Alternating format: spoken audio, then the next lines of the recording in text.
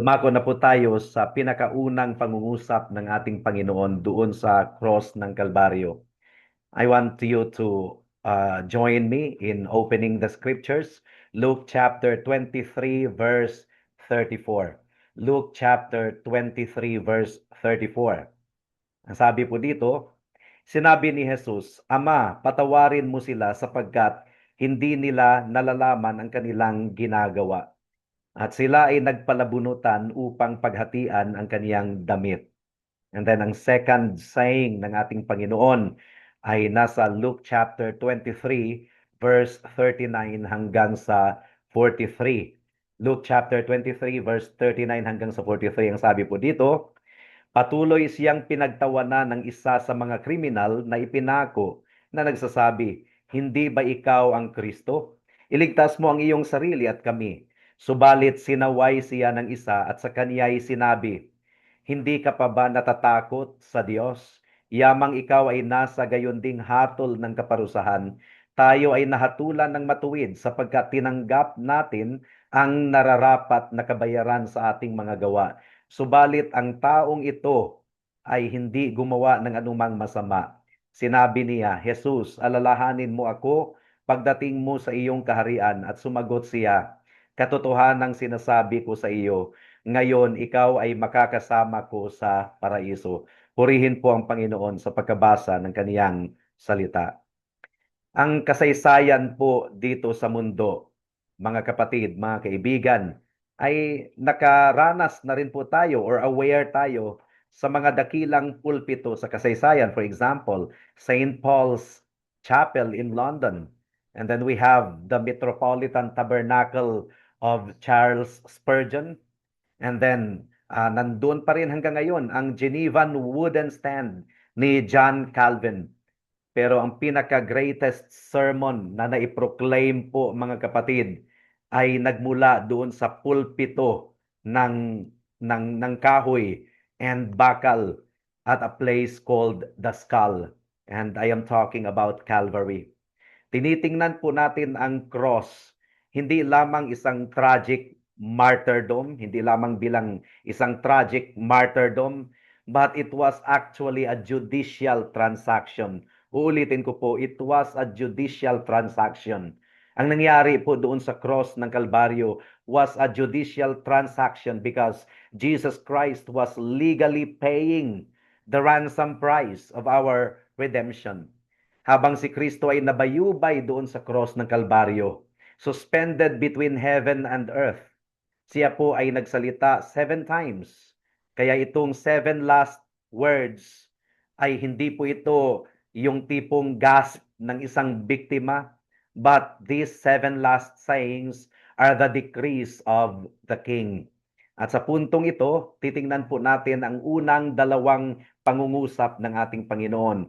Ang una ay ang kanyang pananalangin para sa kanyang mga kaaway, at ang pangalawa ay ang kanyang pangako sa isang kriminal or sa isang magnanakaw. And in these words, makikita po natin, mararamdaman po natin ang heartbeat ng Soli Deo Gloria. To God alone be the glory. Ang kaligtasan ay pagkilos lamang ng Panginoon mula umpisa hanggang sa wakas. From the first cry of intercession to the final entrance of paradise, salvation is of the Lord only. Ang tema po ng unang pagbubulay-bulay po natin is this. The first two sayings of Christ on the cross reveal the invincible power of his intercession and the miraculous nature of sovereign quickening grace. Meron pong dalawang bahagi ang ating pagbubulay-bulay sa puntong ito. Una, the efficacious intercession. Hango po ito sa unang pangungusap ng ating Panginoon, Father, forgive them for they do not know what they do. Pangalawa, the miracle of quickening grace. Hango po ito sa pangalawang pangungusap ng ating Panginoon, today you will be with me in paradise. At naway tulungan po tayo ng ating Panginoon sa ating pagpapatuloy sa pagbubulay-bulay ng kaniyang salita. Dumako na po tayo sa unang punto. The efficacious intercession. Ang sabi po ng Luke chapter 23 verse 34, mga kapatid. Sinabi ni Jesus, Ama, patawarin mo sila sapagkat hindi nila nalalaman ang kanilang ginagawa. At sila ay nagpalabunutan upang paghatian ang kaniyang damit. So makikita po natin sa unang pangungusap ng ating Panginoon is that siya po ay kumikilos bilang Pangulong Pari. Jesus Christ, the High Priest, is at work in His first saying.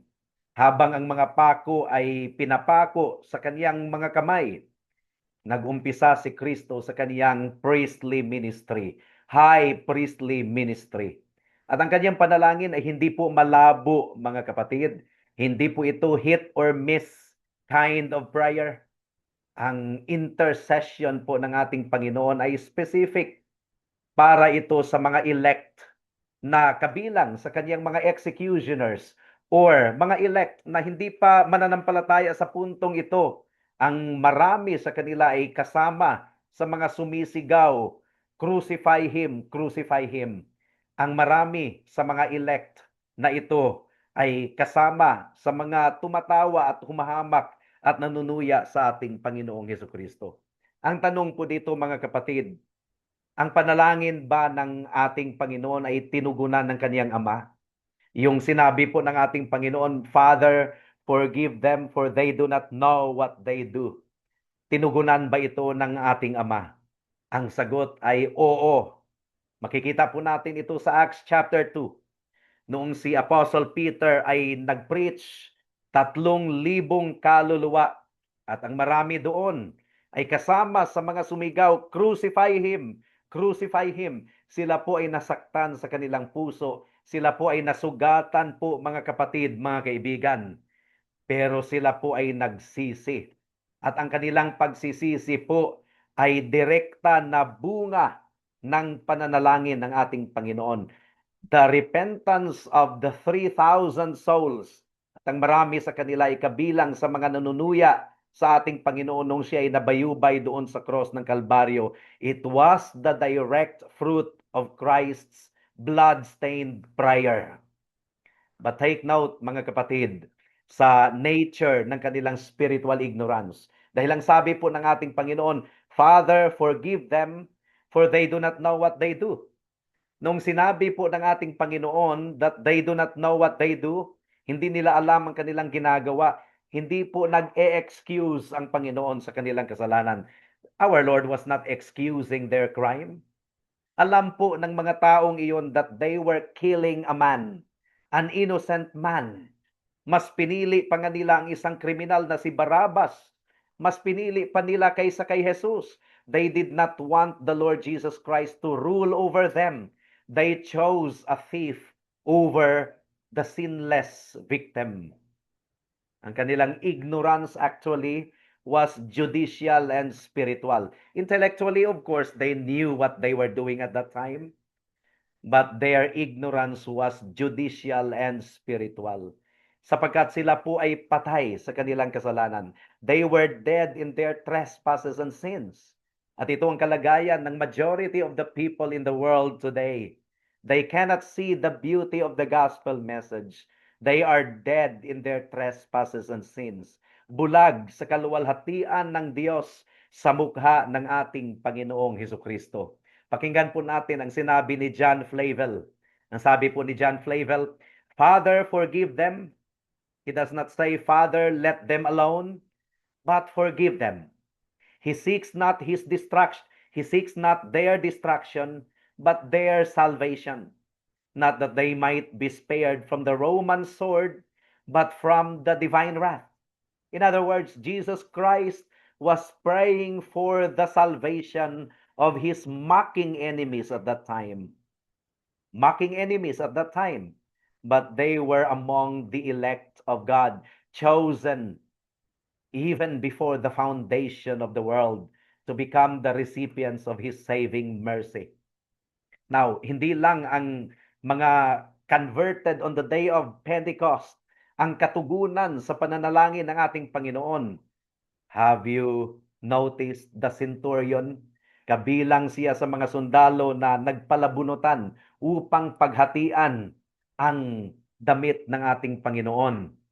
Habang yung ibang mga soldiers ay bulag at hindi nila alam na tinupad pala nila ang sinasabi sa Psalm chapter 22 verse 18 concerning the casting of lots in order to divide the garment of the Lord. At talagang dinedemonstrate nila na ang kasakiman ng tao unconsciously submissive pala sa divine decree. Pero habang ginagawa iyon ng kanyang mga kasamahang sundalo, ang centurion, he was singled out by grace. Nakita ng centurion yung darkness, di ba? Nagdilim ang buong paligid. Nakita ng centurion ang earthquake. Nasaksihan ng centurion ang ang conversation between Jesus Christ and the penitent na kriminal na kasama niyang nabayubay doon sa cross ng Kalbaryo. That centurion was a witness of everything. And then later, ang sinabi po ng isang centurion, truly, this was the Son of God. This was a confession of faith in the Lord Jesus Christ. Isa siya sa katugunan ng panalangin ng ating Panginoon, Father, forgive them for they do not know what they do. Itong centurion na ito ay isang hintil kabilang sa kasundaluhan or hukbong sandatahan ng mga Romano. But he became a recipient of God's saving grace at that time, an answer to the intercession of Jesus Christ to his Father. At ang natutunghayan po natin ay ang effectual calling ng ating Panginoon. Hindi po ito military logic, mga kapatid. It was a supernatural revelation.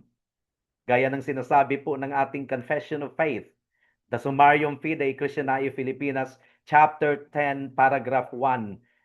God enlightens the minds of the elect. Binubuksan po niya ang isipan ng kaniyang mga hinirang. Tinatanggal po niya ang kaliskis mula sa kanilang mga mata. God enlightens the minds of His elect spiritually and savingly to understand the things of God.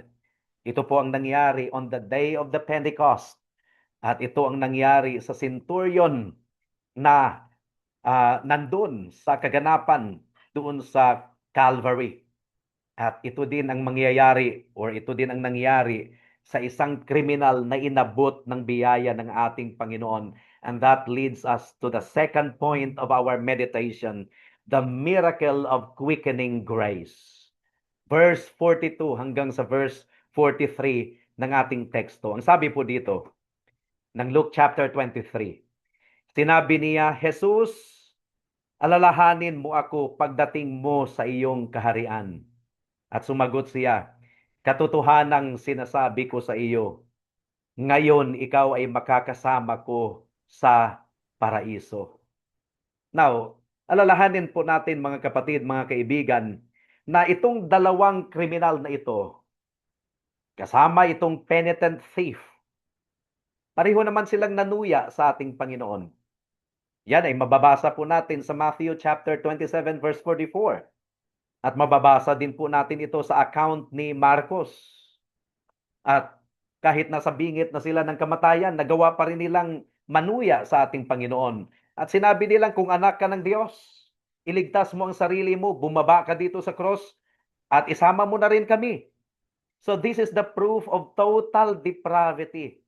Na kahit nasa bingit na ng kamatayan ang isang kaluluwa, kung talagang hindi siya iligtas ng ating Panginoon, kung hindi abutin ng biyaya ng ating Panginoon ang isang tao, sanay na siya sa panghahamak at pagbabaliwala sa ating Panginoon nung siya ay malakas pa mula sa kanyang kabataan hanggang sa bingit ng kamatayan. Ano bang maaasahan natin? Ang isang tao na sanay sa panghahamak sa ating Panginoon, kahit nasa bingit siya ng kamatayan, hindi po siya magsisisi. Ito po ang nakikita po natin sa dalawang kriminal. A dying moment has no inherent power to convert a soul. Kung wala po ang intervening grace of God, ang isang tao ay mananatiling mag-curse sa kaniyang tagapaglikha with his very last breath. Now, habang ang isang kriminal ay nagpapatuloy sa kanyang panunuya, ang isa ay nagsisi. Ang isa ay nagpakumbaba. Ang isa ay nagsumamo sa ating Panginoong Hesukristo. Ay ang bilis naman, a few hours ago, kasama siya sa mga nanunuya, pero ngayon ay naging theologian na siya. Nakita niya ang katotohanan. Ano ba ang nabago? One-fifth observed the Savior. Narinig niya ang panalangin ng ating Panginoon sa verse 34. Father, forgive them for they do not know what they do.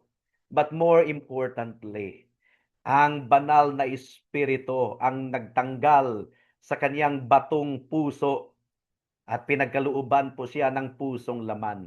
Inabot din siya ng kapangyarihan ng ating Panginoong Hesukristo. You see, kahit si Kristo ay nabayubay na doon sa cross ng Kalbaryo, He was active in reaching out to His elect. He was active in saving His elect people. In a few hours, itong kriminal na ito ay nag-transition mula sa isang manunuya na rebelde to a very sound theologian. Take note of the transition. Kinilala na niya ang kaniyang condemnation. Kinilala na niya na siya ay karapat-dapat na parusahan. Ang sabi po niya, tayo ay nahatulan ng matuwid sapagkat tinanggap natin ang nararapat na kabayaran sa ating mga gawa. Kanina pinagtatawanan niya ang ating Panginoon. Hindi niya nakita ang kaniyang kasalanan, pero ngayon ay nakita na niya na siya ay makasalanan at karapat-dapat na hatulan.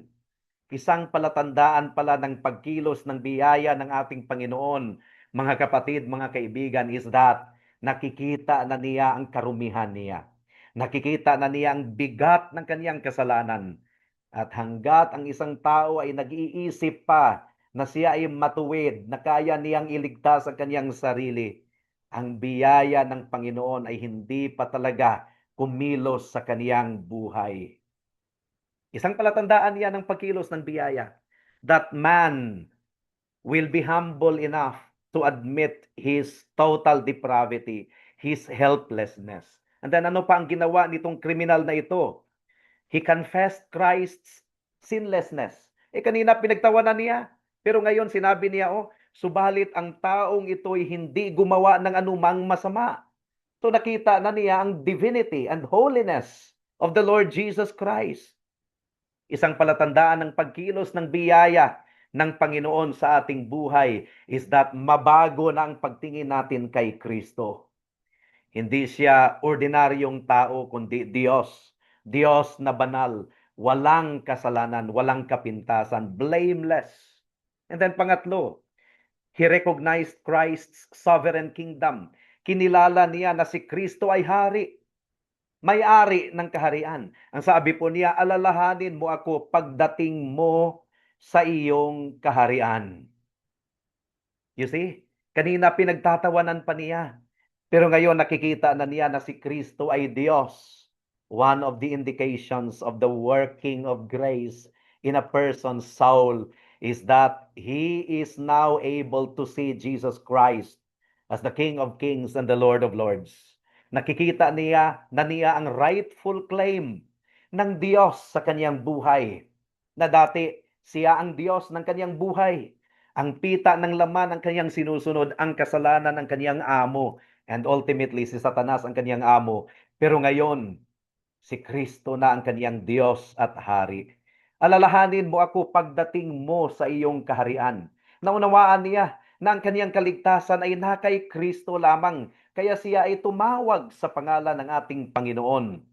And an indication of a soul na kinilusan ng biyaya ng Panginoon is that makikita niya that he is in desperate need of the Savior, and that will urge him to call upon the name of Jesus Christ. At tingnan po natin ang tugon ng ating Panginoon sa kaniyang panalangin.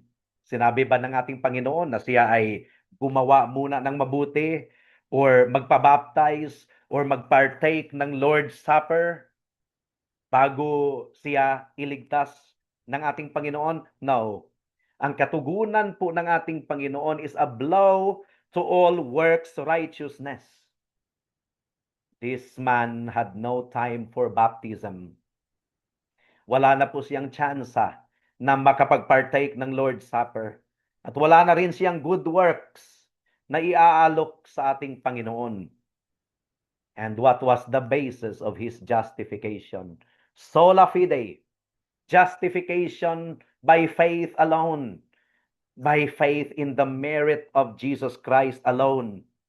Ang sabi po ni Charles Spurgeon, that thief was the first person to enter paradise under the new covenant, a trophy of grace, showing that the door is opened wide by the blood of the Lamb. And we say hallelujah to this. Now here is a comfort for the church militant, even in our generation. Sa intercession ng ating Panginoon sa first saying, Father, forgive them for they do not know what they do. At sa words of assurance na kanyang binigay sa kriminal na nagsisi sa kanyang kasalanan, ito po ay nagbibigay sa atin ng confidence sa paglalahad ng Ebanghelyo. Confidence in evangelism. We do not labor alone, actually. Yes, we are praying for the souls of men. We are praying for their salvation. But what an encouragement it is to know that Jesus Christ is praying for the souls of men. I believe that until now, our Lord Jesus Christ is still in the business of intercession. Father, forgive them, for they do not know what they do. Jesus Christ always lives to make intercession for all. And we are encouraged by the fact that Christ always lives to make intercession for His people. Yun ang sinabi po sa Hebrews chapter 7, verse 25. Kaya tayo po ay mangangaral na meron pong katiyakan that the other sheep will hear His voice. Even sa ating gospel proclamation this afternoon, we do this with confidence that our God is actively saving, calling and saving the elect, even in our generation. At wala pong kaso na imposibleng iligtas ng ating Panginoon. Wala pong kaso na matigas na hindi po kayang iligtas ng ating Panginoon. Kung ang Roman centurion at yung penitent na kriminal na kasamang nabayubay ni Kristo doon sa cross ng Kalbaryo ay naligtas mula sa impyerno, mula sa kapahamakan. Then, ang ating mga kapitbahay, ang ating mga kaopisina, ang ating mga anak, mga kamag-anak, na ngayon ay matigas pa ang puso, they are not beyond the reach of the sovereign Spirit. Let us continue to pray for them. And let us continue to proclaim the gospel to them. Nakikita din po natin ang persistence ng ating tagapaglikha. Kahit siya po ay nagdusa doon sa cross ng Kalbaryo, tinanggap niya ang lahat ng puot at galit ng Diyos Ama. He was enduring the wrath of God on the cross, pero busy pa rin siya sa pagligtas ng kanyang elect, ng kanyang mga elect. Even though he was dying on the cross of Calvary, ang kanyang focus was the joy set before him, the joy of bringing many sons to glory. Now imagine, merong isang kriminal na nakatayo sa harap ng isang hukom na meron talagang gabundok na ebidensya laban sa kanya, and suddenly, ang anak mismo ng judge ang nag-forward. Siya po ang nagbayad sa lahat ng parusa at siya po ang pumirma ng pardon sa kanyang sariling dugo. That is what happened at Calvary. Ang kriminal ay hindi po aalis mula sa korte na not guilty. Pero siya ay umalis sa korte na ang kanyang guilt ay binayaran ng anak mismo ng judge. He lives as the judge's adopted son. And that is the gospel of the thief. Siya ay guilty na kriminal. But Jesus Christ paid for his perfect pardon. Now, para sa mga kaibigan natin na ngayon ay nasa kamangmangan pa ng iyong ginagawa sa buhay mo. You are currently casting lots for your soul, while the Savior hangs before you in the gospel. Huwag kang mag-assume, kaibigan, that you will have a deathbed conversion. 'Di ba? Merong mga taong nagsasabing, ay, mag-enjoy muna ako sa buhay dito sa mundo. Magpakasasa muna ako sa enjoyment dito sa mundo. YOLO. You only live once. 'Di ba, pastor? Ang isang kriminal ay niligtas ng Diyos kahit nasa bingit ng kamatayan. Well, totoo yan. Pero remember, iisang kriminal lang sa buong Biblia. Iisang kaluluwa lamang ang nakarecord na naligtas na nasa bingit ng kamatayan. At huwag mong kalimutan, yung isang kriminal nasa bingit ng kamatayan din na natiling matigas. Now, what assurance do you have? Na kung ikaw ay nasa bingit na ng kamatayan, ay tatawag ka sa Panginoon para sa kaligtasan. What assurance do you have? You are already suffering in pain, and probably by that time, kung hindi talaga palambutin ng Panginoon ang puso mo, you will still blame God and express your disgust with Him, gaya ng ginawa ni Stalin. That was the testimony of his daughter, na kahit nasa bingit ng kamatayan, ay gumaganon pa rin siya, nakikipagbuno pa rin siya sa Panginoon. What assurance do you have? Ikaw na nasanay na nagmamatigas sa puso mo, you think that in your deathbed, magkakaroon ka ng conversion. The other thief died in his sins, mocking the only one who could save him. Pero ikaw ay tumingin ngayon sa cross, kaibigan. The same Jesus na nanalangin para sa kanyang mga executioners is the Jesus who saves to the uttermost. No one is beyond the reach of Jesus Christ. Magsisi ka sa kasalanan mo, kaibigan. Kilalanin mo na ikaw ay karapat-dapat sa walang hanggang kaparusahan. At katulad noong kriminal doon sa cross ng Kalbaryo, sumigaw ka, tumawag ka sa pangalan ng ating Panginoon. At sabihin mo, Lord, remember me. And so the challenge remains the same, my dear friend. If you hear your voice, if you hear the voice of the Savior today, do not harden your heart. Huwag mong pagmatigasin ang puso mo. Ang hari ay merong isang kaharian, and he is still in the business of bringing rebels into paradise. Come to the Lord Jesus Christ, for his intercession is perfect and his grace is sovereign. Come to the Lord Jesus Christ before it is too late. Tayo po ay manalangin. O aming Panginoon, salamat po sa unang bahagi ng aming pagbubulay-bulay sa 7 huling pangungusap ng aming Panginoon doon sa cross ng Kalbaryo. Nakita namin kung papaanong si Kristo, kahit siya ay nagdusa doon sa cross ng Kalbaryo at tinanggap niya ang buong puot at galit ng Ama, siya ay busy pa rin sa pag-intercede para sa kanyang mga executioners, para sa kanyang mga kaaway. At nakita namin kung paanong tinugunan ninyo ito by the conversion of 3,000 souls on the day of the Pentecost, the conversion of the centurion, and the conversion of the penitent thief. Today you will be with me in paradise. And this is the same assurance na ipinagkakaloob ninyo sa bawat makasalanan na magsisisi at manampalataya kay Kristo lamang. Siya nawang mangyari sa hapong ito. Ito po ang aming samo at dalangin sa pangalan ni Jesus. Amen and Amen.